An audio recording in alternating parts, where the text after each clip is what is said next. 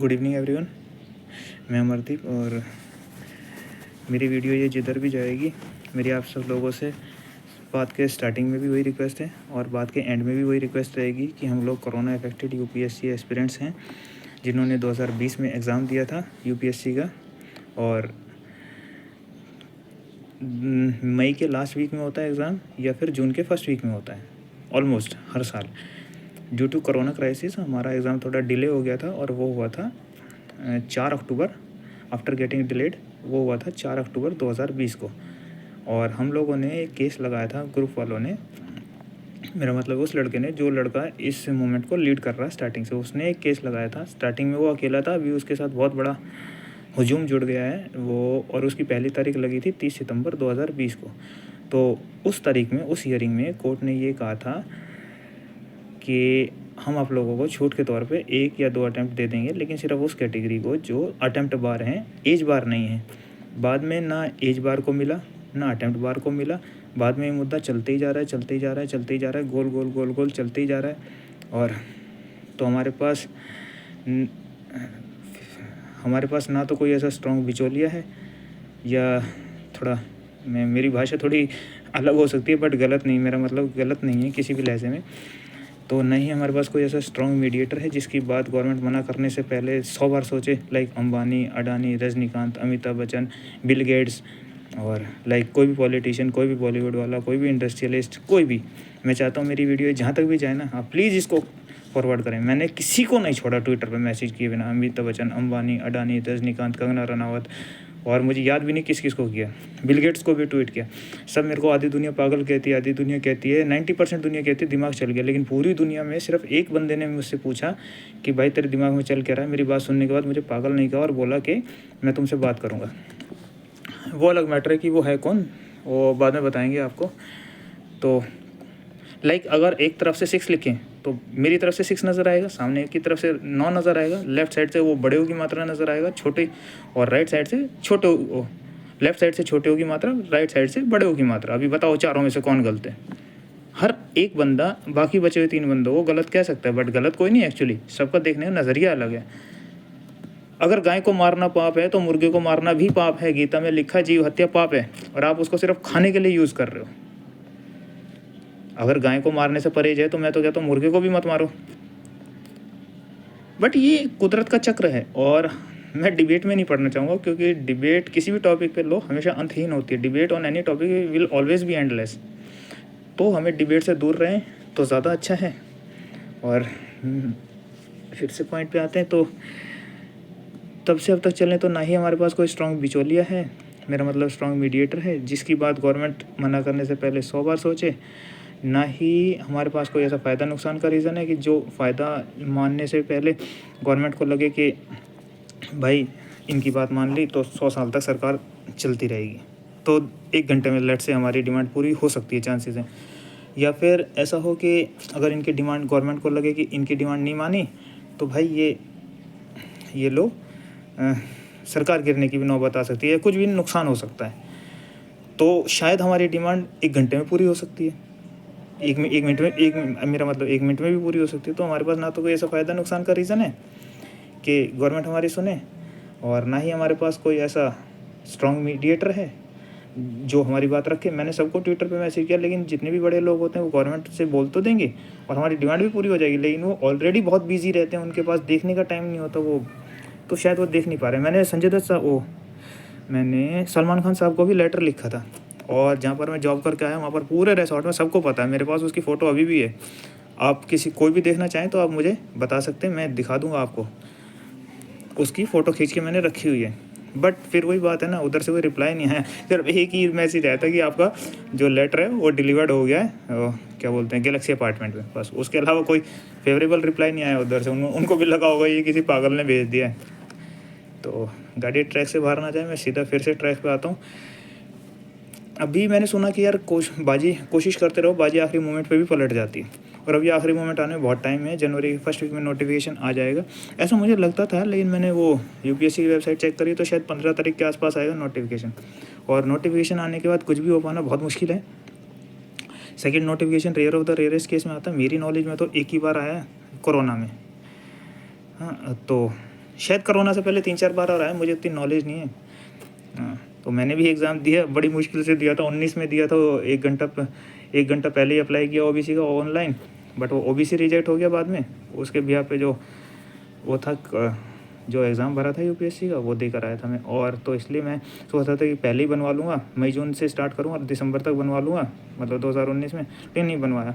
फिर मैंने जनवरी में स्टार्ट किया 2020 में, और 29 फरवरी को मेरा ओबीसी का कागज़ बना था। 1 तारीख को उसके बिहाफ पे मैंने फॉर्म भरवाया था। अगर 1 तारीख को ना बनता तो 2 तारीख को था last form filling date, Monday.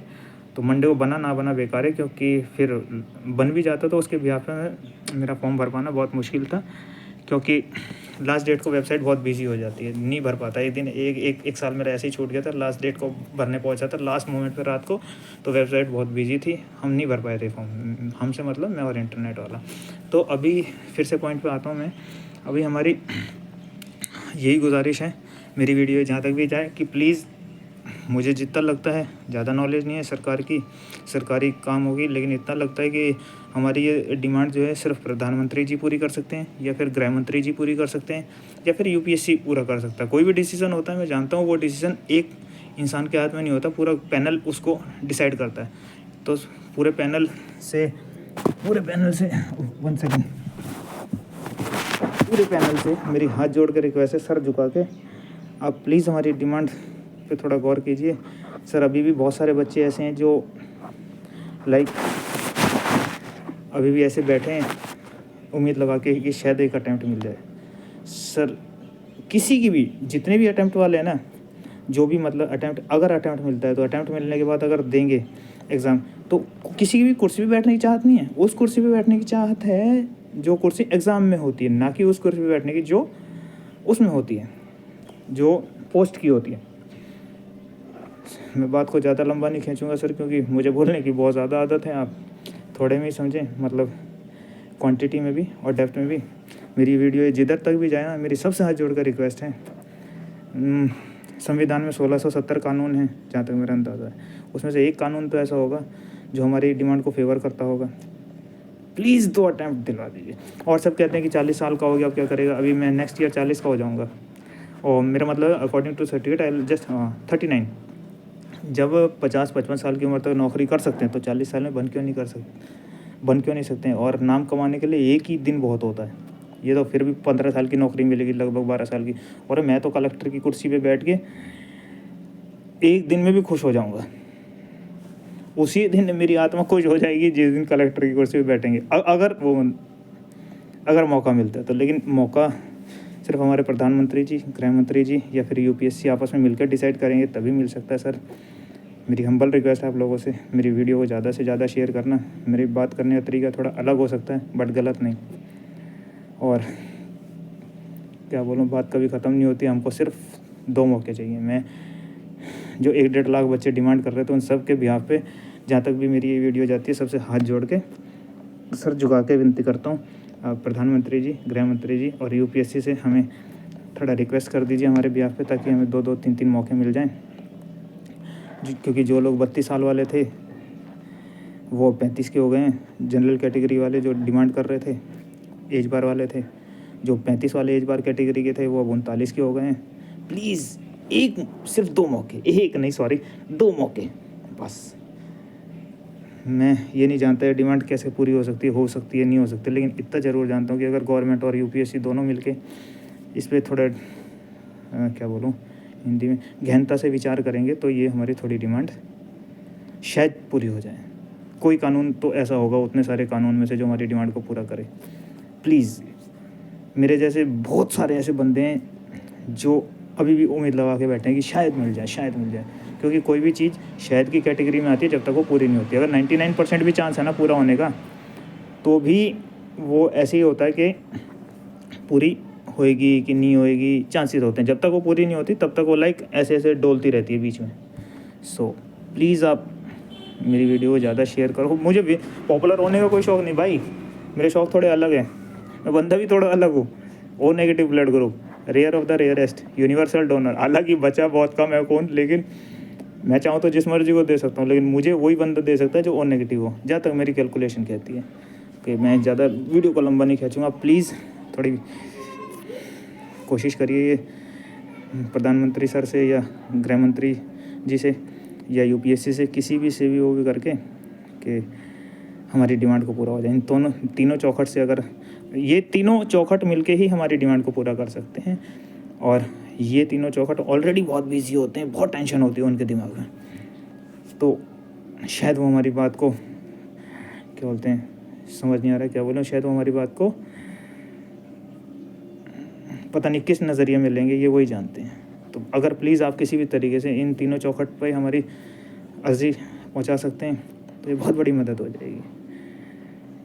ये एहसान मेरी आत्मा मरने के बाद भी याद रखेगी। और वैसे भी आत्मा नहीं मरती, शरीर मरता है। मेरी आत्मा हमेशा याद रखेगी इस शरीर को छोड़ने के बाद भी।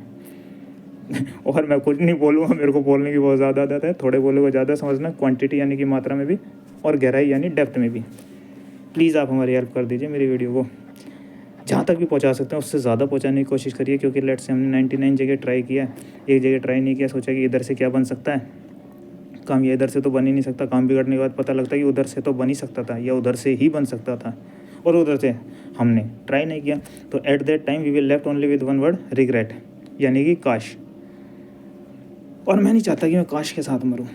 या तो बादशाह की तरह मरेंगे जीत का सहरा लेके, या जीत का ताज लेके, या फिर सुकून से मरेंगे। कोशिश करी थी, काम पूरा नहीं हुआ। काश के साथ मरने की तमन्ना नहीं है। काश के साथ नहीं मरेंगे ऐसा नहीं चाहता हूँ मैं ऐसा नहीं कहूँगा, लेकिन मैं ये चाहता हूँ मैं काश के साथ ना मरूँ। क्योंकि बहुत सारा काश पहले ही ज़िंदगी में आ चुका है, अब नहीं। और एक बात और भाई, मैं सोच चुका हूँ लहरों से उल्टा ही तैरना है, पानी में भी और ज़िंदगी में भी। मर गए तो गम नहीं, और बच गए तो हम किसी से कम नहीं। एक मेरा नॉन पर्सन है, उसने मेरे इस डायलॉग का भी मजाक उड़ाया था। सो कोई फ़र्क नहीं पड़ता भाई, लहरों से उल्टा तैरोगे तो थोड़ी एक्स्ट्रा फोर्स तो लगानी पड़ेगी आपको। और जो इंसान कलेक्टर की कुर्सी तक नहीं पहुँच सकता, इतना प्रेशर नहीं झेल सकता, तो कुर्सी पे बैठने के बाद तो बहुत प्रेशर झेलना पड़ेगा। और ये सिर्फ पैसे की बात नहीं है। मैं होटल मैनेजमेंट से बैकग्राउंड से हूँ, तो सिर्फ पैसा ही कमाना होता तो होटल लाइन बुरी नहीं है। और अगर होटल लाइन बुरी है तो दुनिया की कोई लाइन अच्छी नहीं है। आप ये मीडिया की लाइन ले लो, बॉलीवुड की लाइन ले लो, कोई भी लाइन अच्छी नहीं है। हर लाइन में बुरी, मोमबत्ती से बुराई ढूंढोगे, हर लाइन में बुराई है।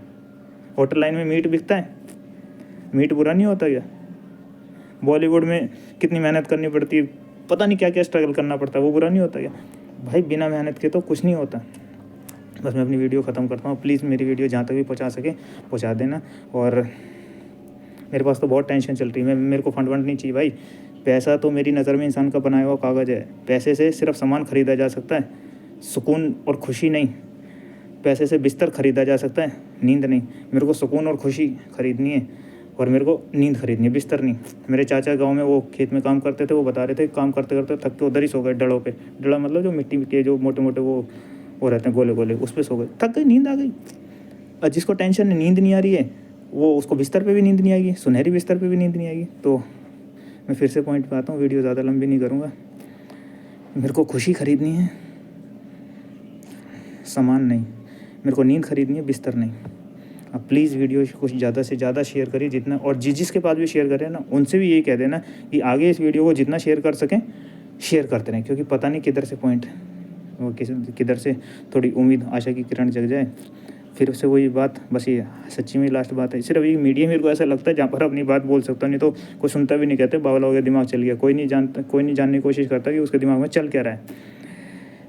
लेट्स से हमने 99 जगह ट्राई किया, एक जगह ट्राई नहीं किया, सोचा कि इधर से क्या काम बनेगा, या इधर से तो बन ही नहीं सकता, या इधर से बिल्कुल नहीं बनेगा। एट दैट और काम बिगड़ने के बाद हमको पता लगता है कि उधर से तो बन सकता था, या उधर से ही बन सकता था। और फिर आखिर में हमारे पास क्या बचता है? रिग्रेट, यानी कि काश। मैं इस काश को ज़िंदगी में दलदल जगह नहीं देना चाहता हूँ, क्योंकि ये काश उस दलदल की तरह होता है जो ऊपर से बहुत अच्छा लगता है, लेकिन एक बार इंसान धंस जाता है ना, तो धीरे धीरे स्लोली धंसता ही चले जाता है।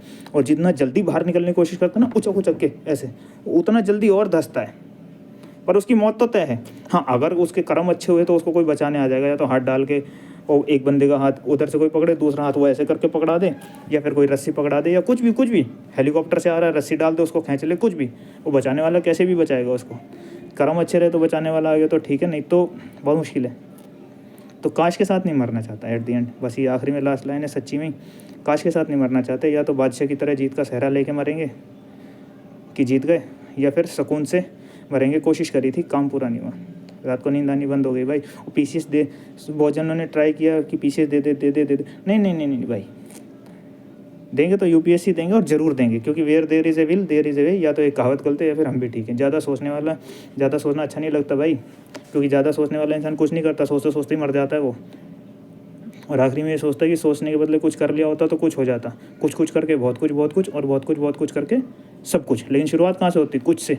तो कुछ किया ही नहीं, शुरुआत कुछ से करी ही नहीं, तो रिज़ल्ट तक कैसे पहुँचेंगे, सब कुछ तक कैसे पहुँचेंगे? बस उतना ही बोलना था। आप मेरी हेल्प करिए। मेरे पास ना पैसे हैं ना कुछ है। पैसे वैसे की टेंशन नहीं है, पैसा तो यार किधर से भी आएगा, पैसे की टेंशन नहीं है। फंड दो मत दो, मेरे को फंड चाहिए ही नहीं भाई। मेरे सपने पैसे से बड़े हो चुके हैं। शॉर्ट में बोल रहा हूँ तो सब कहते हैं दिमाग बिल्कुल खिसक गया है। कोई परवाह नहीं, क्योंकि दुनिया चढ़ते सूरज को सलाम करती है, डूबते की तरफ कोई देखता भी नहीं है, सभी ये सोचते हैं। लेकिन वो ये लोग भूल जाते हैं कि आखिरी में कि जो कल सूरज चढ़ेगा ना, वो कोई और नहीं आएगा। ये जो डूबता हुआ सूरज डूब रहा है ना, कल यही सूरज चढ़ेगा दोबारा से।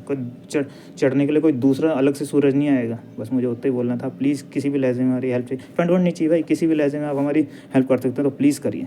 और जिन जिन को भी हमारी हेल्प के नज़रिए से आप अपना मैसेज देंगे ना, उनसे भी कह दीजिए इस मैसेज को जहाँ तक स्प्रेड कर सकें, क्योंकि पता नहीं किधर से बन जाए।